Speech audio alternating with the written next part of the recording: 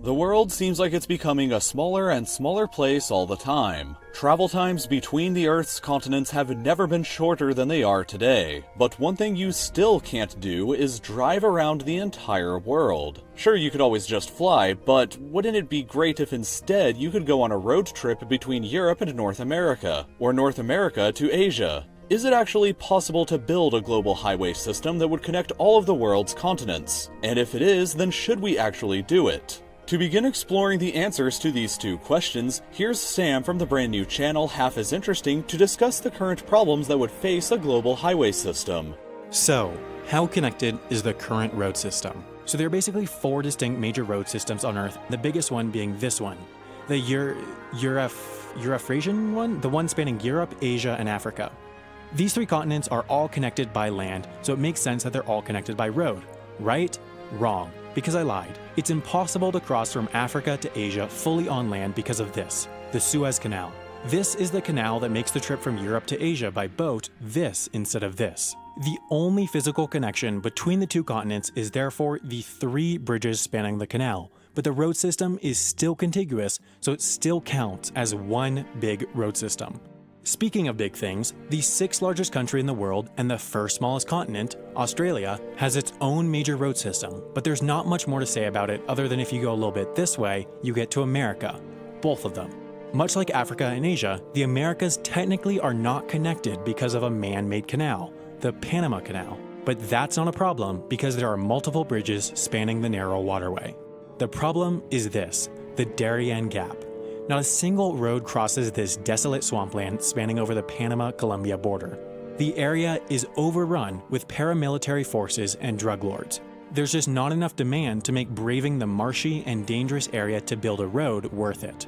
So that's why North America and South America have 2 completely separate, unconnected road systems. So to recap, these 4 areas all have pre-existing road networks, but none of them connect with one another. So how can we fix that and live in a world where you can drive from New York to London and back again? Let's imagine that this global highway would originate in Cape Town, South Africa, and end in Punta Arenas in Chile, the southernmost city in the world with a population over 100,000 people. The current highway system from Cape Town to Kinshasa is fine and would take you 51 hours to complete the whole drive. But once in Kinshasa, our first problem arises. There is currently no bridge over the Congo River between Kinshasa and Brazzaville, so the only current way across is by a ferry. In order for our global highway to work, we need to build a bridge across, which would cost around $444 million.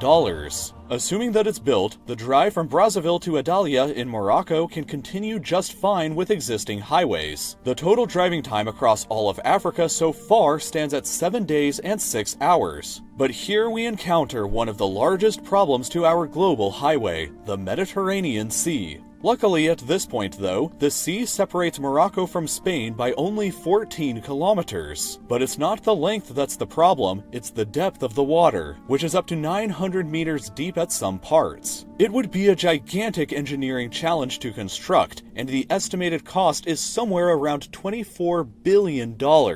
But let's assume that it's built and you're now across from Africa in the town of Algeciras in Spain. You can now drive all the way from this town to the other side of Eurasia in Magadan, Russia on currently existing highways. And that drive alone would take 7 days and 11 hours. When combined with your trip from Cape Town, the total drive from there to Magadan would take 14 days and 17 hours to complete. In order to connect more people on the global highway, UK citizens could transport their vehicles through the Channel and begin their journey on French highways on the way to Magadan. If you live in Australia, New Zealand, or Indonesia, then I'm sorry, but it's probably not possible to build a bridge connecting you guys to the system with our current technology. The distances that Australia and New Zealand are from everything else means that any bridge built would have to be at least 165 kilometers over open ocean, which is not very feasible.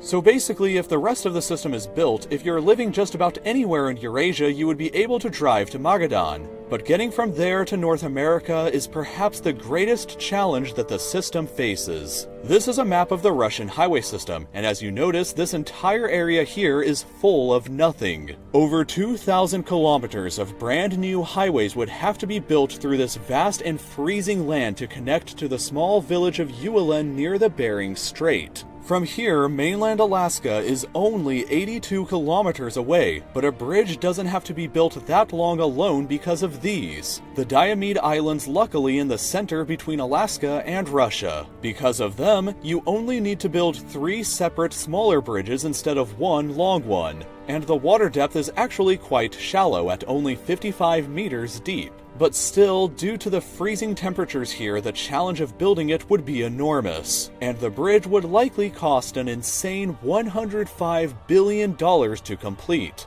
And then there's the problem that the closest town in Alaska is 160 kilometers away from where the bridge would be constructed at, so another highway would have to be built out to there. But this town is even further separated from the rest of the road system in Alaska, which means that even more highways would have to be built entirely from scratch to connect all the way to Fairbanks. From here, finally, you can take existing roadways all the way down on a 129-hour drive to Yavisa, Panama. The existing road system ends here at the aforementioned Darien Gap.